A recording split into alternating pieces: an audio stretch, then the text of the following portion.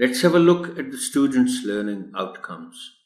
After completing this unit, students will be able to use pre-reading strategies to predict a story by looking at pictures in the text, interact with the text, and use reading strategies, that is, while reading, to guess what follows in a story. Pronounce and match spoken words with the written words. Recognize individual sounds in a word. For example, P, I, N in pin, etc.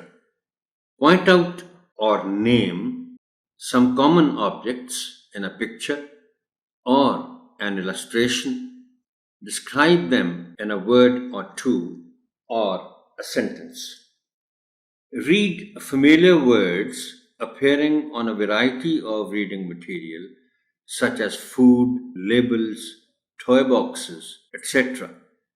Predict what follows in the text using context. Recognize and use substitution words as subjective case, I, we, you, he, she, it, and they. Spell simple one or two syllable words.